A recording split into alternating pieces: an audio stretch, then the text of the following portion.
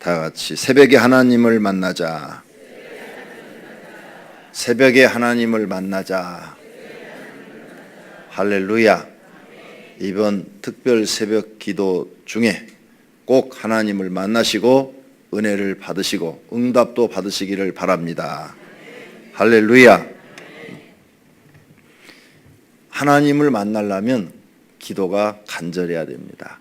간절한 마음으로 기도하셔야 하나님께서 여러분을 만나 주실 것입니다. 간절히 기도하여 하나님을 만나 모든 문제가 해결되는 복을 받으시기를 예수님의 이름으로 축원합니다. 잠언 6장 1절서부터 5절은 경솔한 보증을 경계하라, 그런 말입니다. 보증을 함부로 서지 마라. 그 다음 6절서부터 11절은 게으른 자는 개미에게 가서 배워라. 즉 게으른 자에 대한 책망입니다. 그리고 12절서 15절은 불량하고 악한 자들은 패망한다. 그러므로 불량하고 악한 사람이 되지 마라, 그런 말씀이고, 16절서부터 19절은 여호와께서 미워하시는 것이 있다. 그런데 그 7가지를 너희는 깨닫고 하나님이 미워하는 말과 행동을 하지 말라는 것입니다. 그리고 20절에서 23절은 하나님의 말씀에 순종하라, 이런 말씀이고, 24절서부터 35절까지는 간음하는 죄에 대한 결과입니다.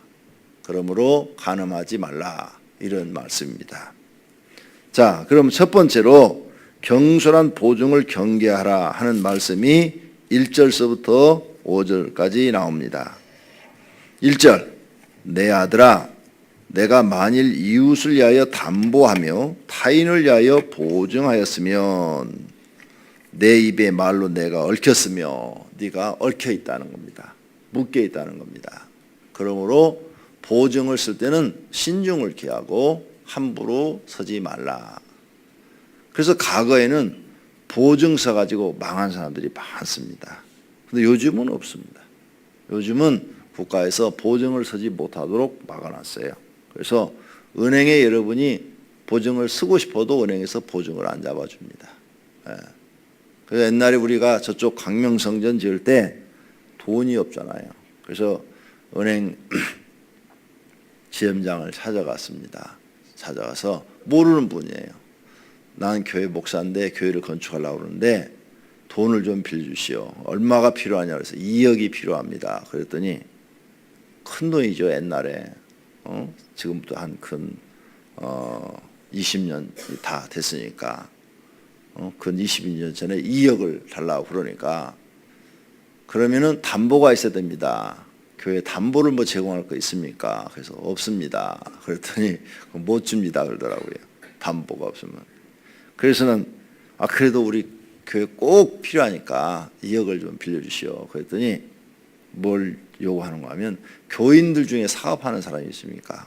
그러면 교인들 중에 사업하는 사람이 담보를 제공을 하게 한다면 빌려드리겠습니다 그러더라고요. 이렇게 손꼽아 보니까 교인 중에 사업하는 사람도 없어.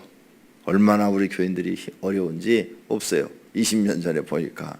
사업은 하긴 하는데 담보를 제공할 만큼 잘 사는 사람이 없다, 그 말에 보니까.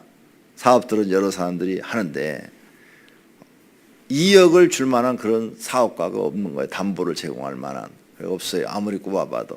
그래서 그것도 없습니다. 그랬더니 지점장이, 그러면은 이렇게 한번 해보십시오. 20명을 데려오십시오. 20명을 데려오면은 한 사람을 두 사람이 맞보증 쓰는 걸로, 이렇게 보증 쓰는 걸로 해갖고 서로가 서로를 20명을 돌아가면서 이렇게 쓰면은 그걸 맞보증이라고 그러는데, 한 사람당 1,000만 원씩 2억 원을 빌려드릴 수 있습니다 그러더라고요. 그래서 그건 할 수 있다고. 그래가지고 20명을 모시고 가서 서로 이렇게 맞보증을 해서 2억을 빌려가지고 저쪽 교회 건축을 시작을 했죠. 참 하나님의 은혜로 잘 마쳤습니다. 그럼 지금도 그렇게 하면 되느냐? 지금 그렇게 해보려고 했더니 지금은 국가에서 아예 막아서 보증을 못 씁니다. 보증을 서도 법적으로 무효입니다. 네. 나중에 여러분이 지금 보증 선거 있으면 나중에 법적으로 누가 뭘 가져오라면 법으로 보호돼 있어요. 무효가 되도록 돼 있어요. 그러니까 서도 무효고 그러니까 받을 필요도 없는 겁니다. 예. 요즘은 보증을 국가에서 안 받습니다.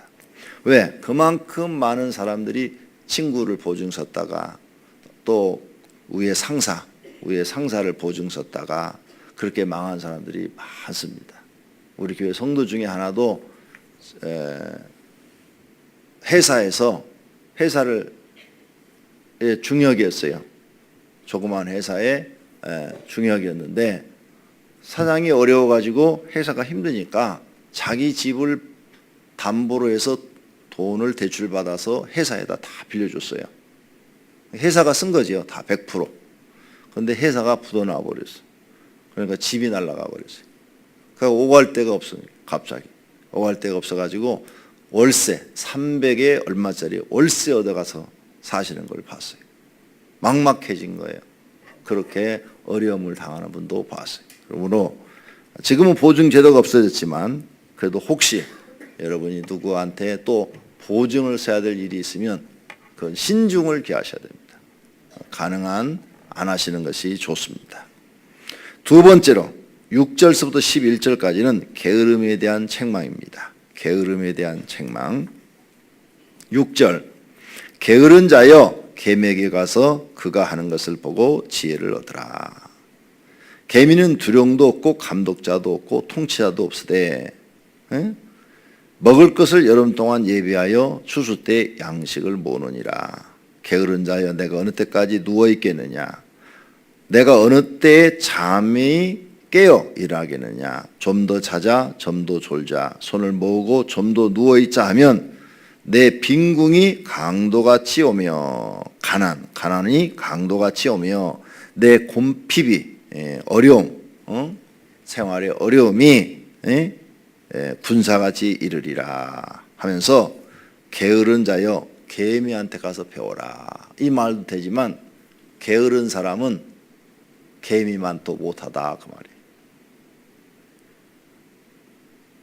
그러니까 게으른 사람은 저 지금 기어다니는 조그만 눈에 보일까 말까 하는 그 조그만 개미, 큰 개미 말고 제일 적은 개미 있잖아요. 여러분 집에 밥상에 왔다 갔다 하는 개미, 그 개미만 또 못하다. 이런 얘기를 들을 때 게으른 사람은 마음에 충격을 받아야 돼요.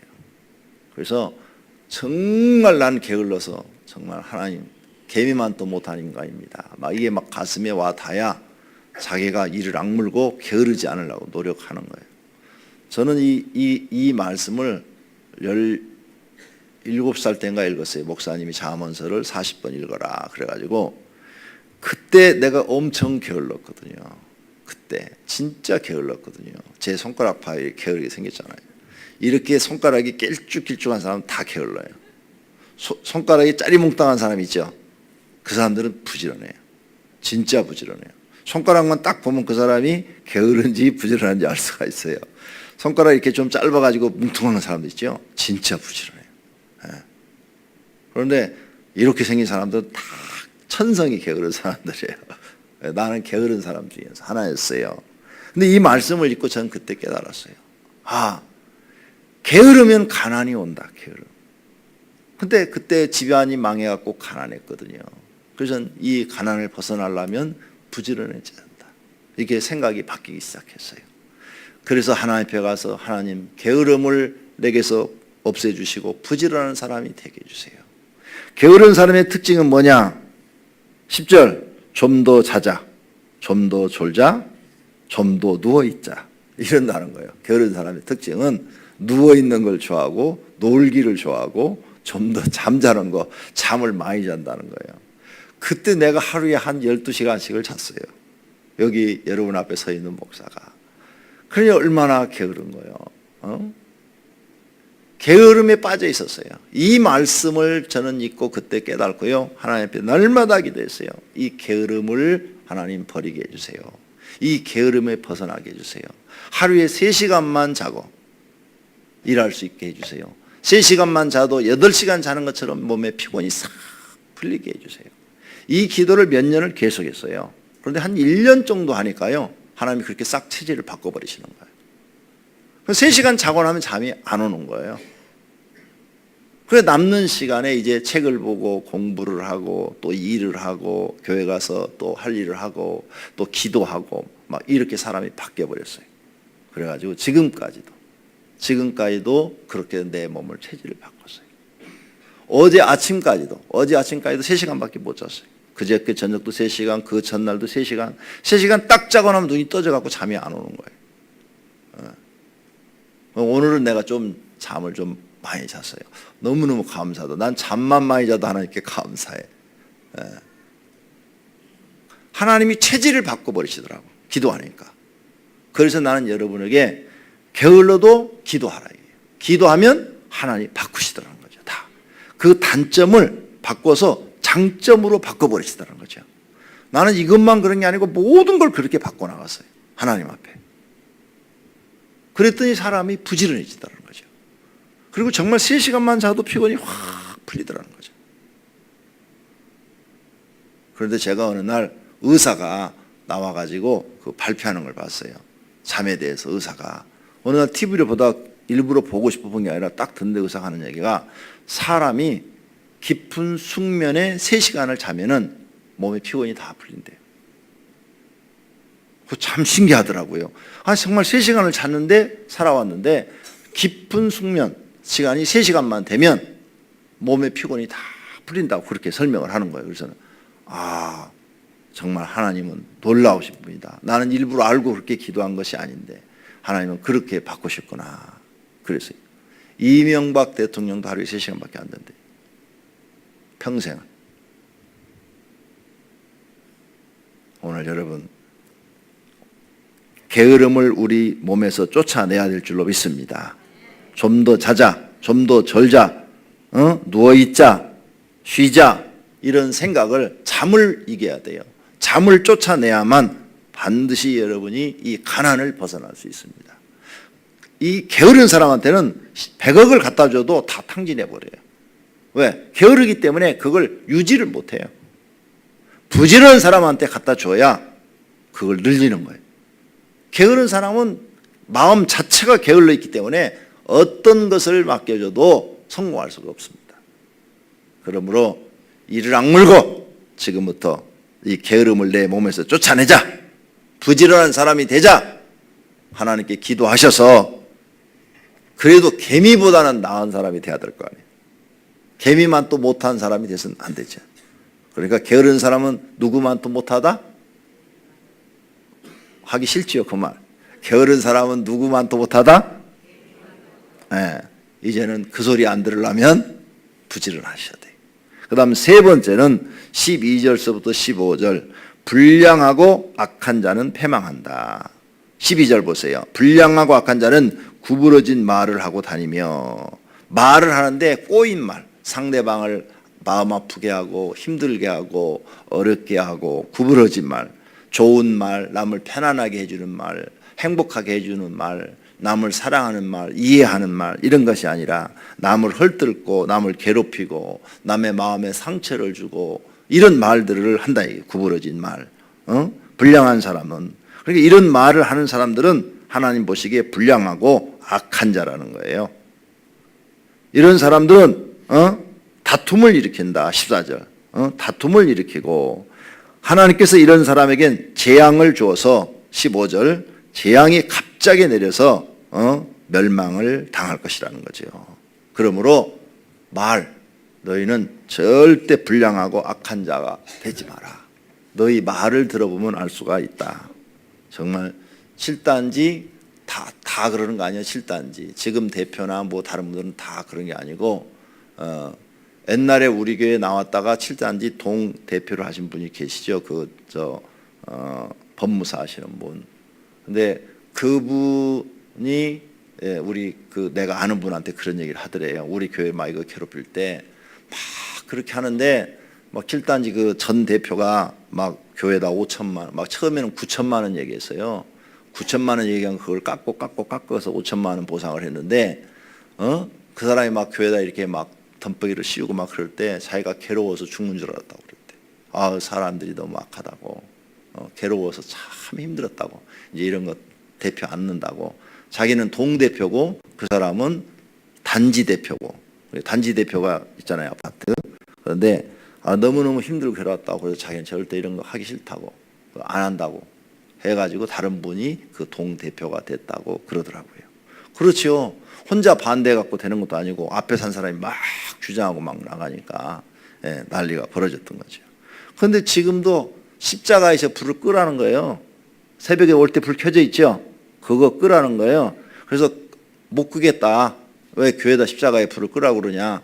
그러면 십자가에 불만 끄지 말고 당신네들도 옥상에 보니까 불이 저녁에 밤새 들어와 있던데 그거 끄라. 그러면 우리도 같이 끄겠다. 그리고 왜 우리만 끄라고 그러냐. 대한민국 교회 십자가 불 다 들어와 있는데 다 끄면 끄겠다. 그랬더니 이제 다른 거 옆에 앞에 있는 화단에 흙이 90cm가 쌓여야 되는데 그 90cm가 안 된다. 그거 민원 집어넣고 이제 트집 잡기 시작하는 거예요 지금. 아유 괴롭혀요. 또 유치원 놀이터 저건 불법이 아니냐. 또 십자가 저것도 또 띠라 또 해갖고 또 민원을 집어넣어가지고 시청에서 가만히 있으니까 너희 지금 탁상공론 하고 있느냐고 맨날 그냥 집어넣고 난리가 벌어진 거예요. 그러니까 시청에서 보여주면서 목사님이 이렇다고 민원이 막 이 사람이 이렇다고. 그 사람이 누군가 하면 7단지 전 대표예요. 우리 이거 지을 때 5천만 원 뜯어간 사람이에요. 근데 십자가 불 안 끈다고 이제 막 트집 잡기 시작하는 거예요 지금 또. 여러분 기도 좀 해주세요. 오늘 이 말씀. 이 말씀 붙잡고 12절서부터 불량하고 악한 자는 구부러진 말을 하고 다니며 다툼을 일으키고. 아니 서로 이웃 주민 간에 웬만한 건 서로 참고 이해하고 살아요. 우리는 7단지 걸고 이 한 번도 무슨 뭐 민원을 넣거나 뭐 7단지에 대해서 뭐 무슨 이 얘기를 하거나 이런 게 없어요. 그런데 계속 우리를 괴롭히는 거예요. 막 트집을 잡는 거예요 지금. 뭐든지 그냥 와가지고 이 공사 중에도요 이 앞에 이 7단지 이 앞에 높이가 뭐 조금 더 올라갔다 그래가지고 시청에서 나와갖고 줄잡아갖고 제기까지 했다니까. 재니까 설계도로 딱 나왔거든. 그러니까 정상이라고 설계도로 딱 나왔다고 하나도 다른 게 없다고 또 이렇게 보고를 해주고. 얼마나 사람 괴롭히는지 말로 할 수가 없어요. 기도하셔야 돼요. 꼭 기도 시간에 하나님께서 알아서 해달라고 이 문제를 해결해 달라고 기도해 주시기를 바랍니다. 그래서 막 트집 잡는 거예요. 뭐든지. 그 다음에 이쪽에 지금 그 도로변에 버스 우리 교회 차만 사놓으면 그냥 미는 지분에 사진 찍어놔서. 근데 다른 차들이 지금 다 서 있잖아요. 교회 차 지금 안으로 들어오고. 그죠? 민원을 안 집어넣어요. 웃긴다니까요. 우리 교회 차만 사놓으면 바로 그냥 사진 찍어갖고 집어넣어요. 그래갖고 몇 번을 거기다 세워놨다가 지금 아예 그냥 안에다 들여놓는 거예요. 근데 다른 버스들 다 서 있어 지금 거기에. 그럼 말짱해 그건. 민원도 안 집어넣어. 교회하고 무슨 원수 첫정나 그렇게 교회를 괴롭혀요. 기도해 주시기를 바랍니다. 이 문제는 이제는 하나님이 해결해 주셔야 돼요. 그 다음에 16절서부터 19절은 하나님이 미워하시는 것 7가지가 있다는 겁니다. 시간이 이렇게 됐네. 간단하게 16절 여호와께서 미워하시는 것 그의 마음에 싫어하는 것이 67가지가 있는데 첫째 교만한 것. 뭘 싫어하신다고요? 교만한 것. 둘째 거짓된 혀. 그 다음 셋째 무지한 자의 피를 흘리는 손. 무지한 사람한테 억울하게 해서 그를 괴롭히는 손. 그 다음 네 번째 악한 계교를 꾀하는 마음.